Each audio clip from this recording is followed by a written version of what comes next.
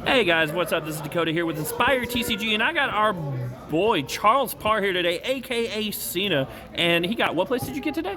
I got, I believe, first place in Swiss, but I, scrubbed out in top 8. I probably got like Fifth or sixth? Okay. And what deck did you play today? I played Old Faithful, branded Despia. Branded Despia? Okay, well, let's go ahead and get to the profile and see what you got. Absolutely. So, standard, 3 eluder. Okay, ooh, those are pretty. Oh, absolutely. My pride and joys. And then, unpopular opinion to some, I went with 3 Fallen of Alves.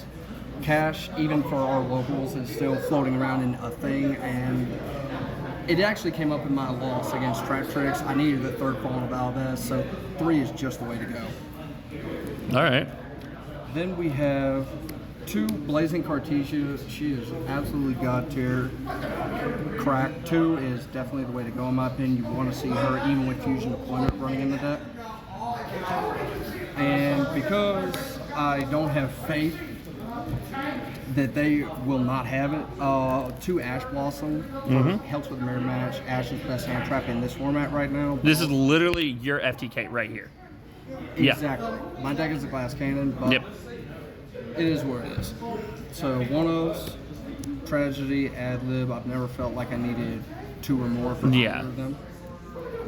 What I like to call Golden Bird from KFC. Tri-Brigade McCreer, negate. It's one of the most broken cards in the deck. We have Albion the Shrouded Dragon. Obviously, goes without saying.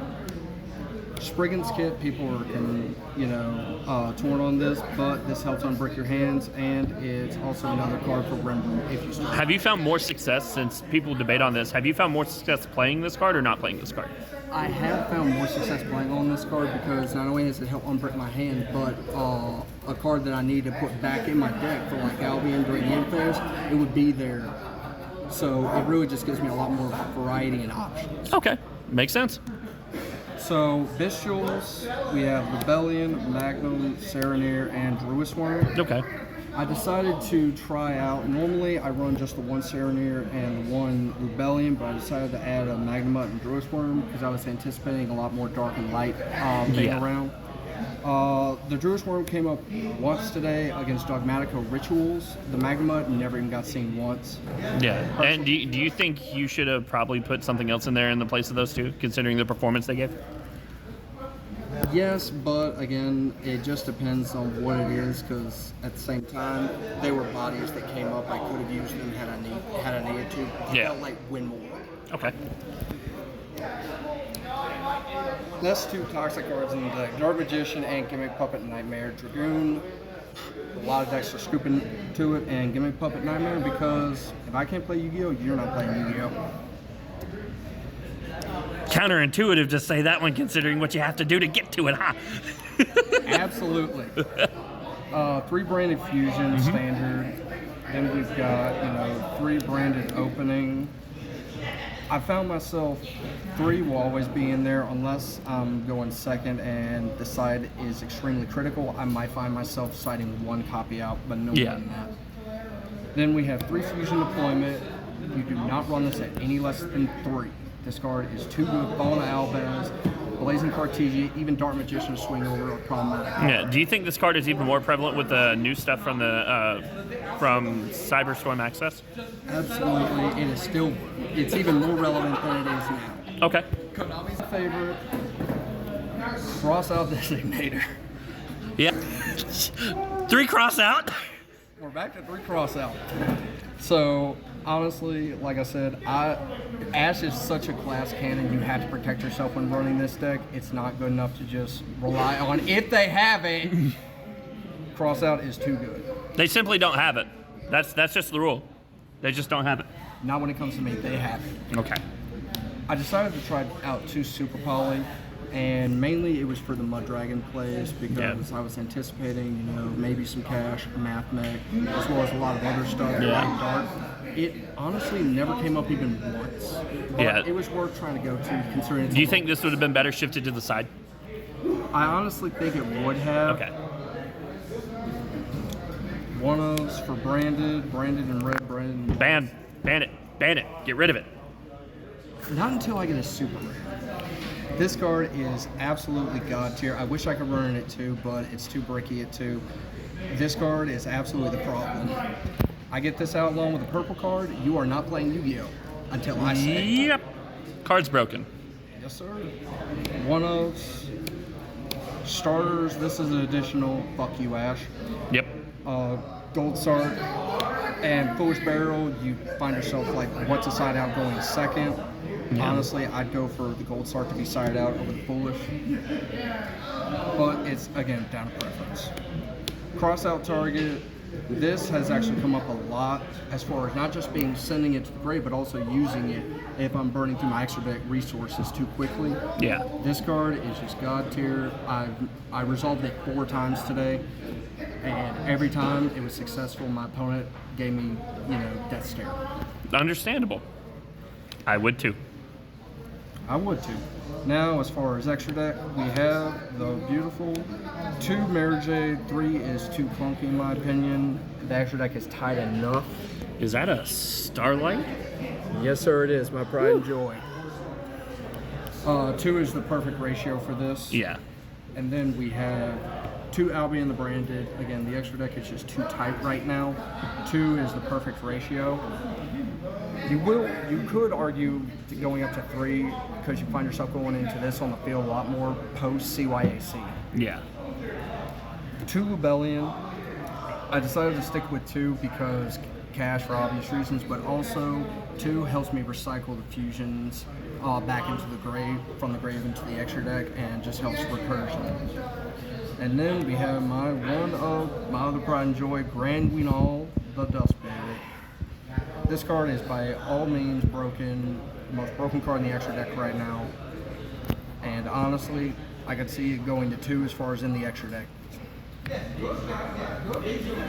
The other one-ofs as far as the Albaz fusions, Sprint and Renbrum. Renbrum has been seeing a lot less play right now. You would arguably cut it.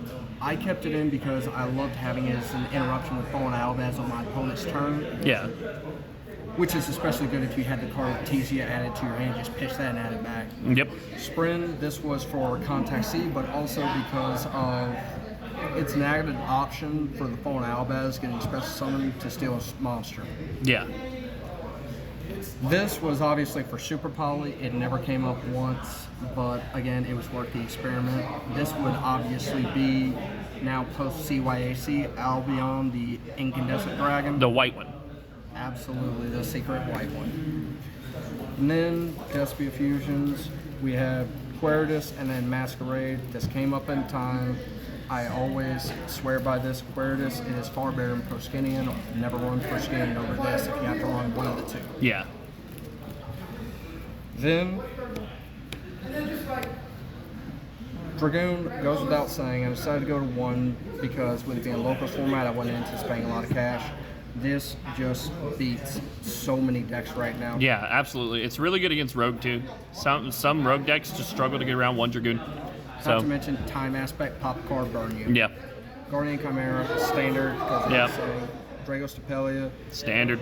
Absolutely. And side, I decided to go with the traps first. 1 Branded Banishment. It was kind of a tech if I was going to have to go first. Additional interruption. I decided to go with 3 evenly matched. In my opinion, this is standard. I only go to 2 if the side deck is that tight and I'm dealing with a whole bunch of top movements. Yeah. Not to mention cross-out target. Absolutely. I decided to go with the 1 Harpy and 2 Cosmic Cyclone. Thankfully, not having 3 of this did not come up. This was very standard, and it honestly didn't come up, any of the 3 of them. And this, I decided to go with the cross-out target. Yeah, that's the auto-lose card. Sprite is absolutely a problem, as well as Naturia Runic variants. Yeah. This just says, no, I'm playing on my turn, screw you. Mm-hmm. Because I absolutely cannot stand Rogue, and as well as I can't stand getting hit by this card, cross-out target. Yeah. Also, Dark World. Yep. It's not meta, but it is definitely not Rogue. I decided to, again, I don't trust Lab and I don't trust Trap Tricks. Yep. My boy Esperoba. Yep, there's your one out. And then 2 Curry card. And this card is bonkers. This card actually won me in my finals against a good friend of mine. He was playing on the Sprite deck. He had Carrot along with the black and blue Eagle Twin with the one that draws in the graveyard. He summons off. He summons them, gets their effects off. So he's got 3 effects on the field, and along with Carrot. So I just sacrificed everything. This became 6,000, and it was GG's. All right. So, was there anything differently you would have done today? I absolutely would take out like the Super Poly and the Mud Dragon to try and get some other cards that can help for consistency's sake, or I may just cut it down to 40. I didn't feel like 43 was a be-all, end-all thing. Okay. All right. Well, hey, man, thanks for the profile, and congrats on your top, by the way. Great job.